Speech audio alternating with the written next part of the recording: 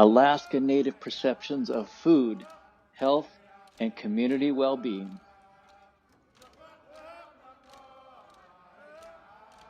Hunter-gatherer diets, they're the most ancient and the best suited for human physiology. Traditional Alaska Native foods, especially marine-based, are particularly healthy due to high omega-3 content. Alaska Native peoples traditionally rarely experience modern chronic diseases such as cancer, heart disease, diabetes, psychological disorders.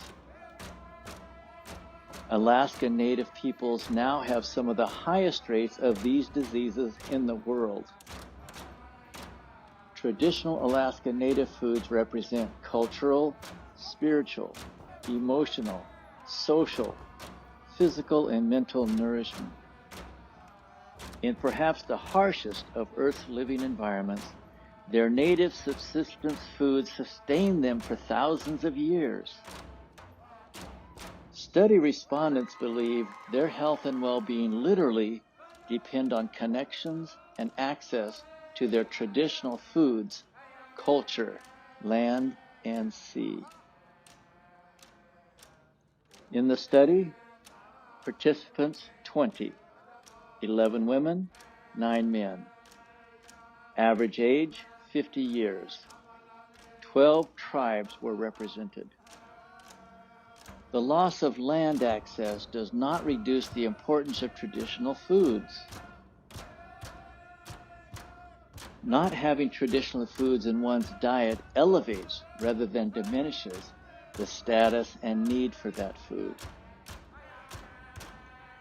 They reported, when seeing or eating native foods after an absence, feeling of deep happiness, feeling physically stronger and warmer, having longer lasting energy. I have a whole relationship with food. I like to hunt. I like to fish. I like to process food.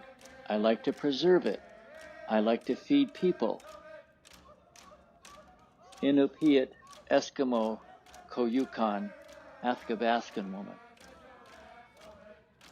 If the youth aren't eating traditional foods, what else aren't they learning about who they are?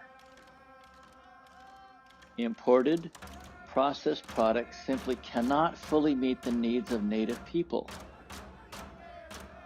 Traditional foodways contribute to people's responsibility in the community, strengthen social networks, and support connections to land essential for well-being.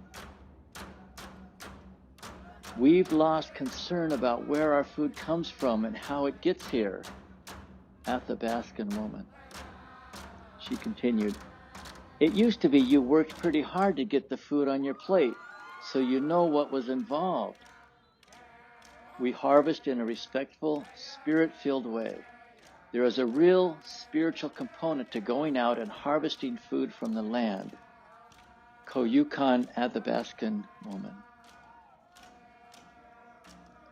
She continued, it's respect for the animals, and respect for nature, and respect for yourself. Going and harvesting, it fills your spirit.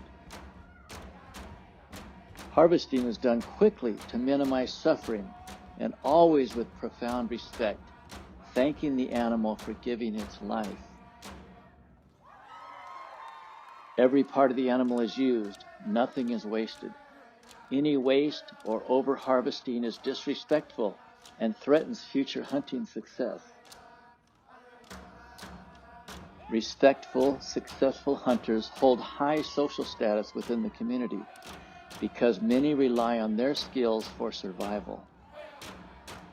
Hunting seasons and restrictions on the number, species, and place of game hunted have significantly disrupted the native subsistence economy.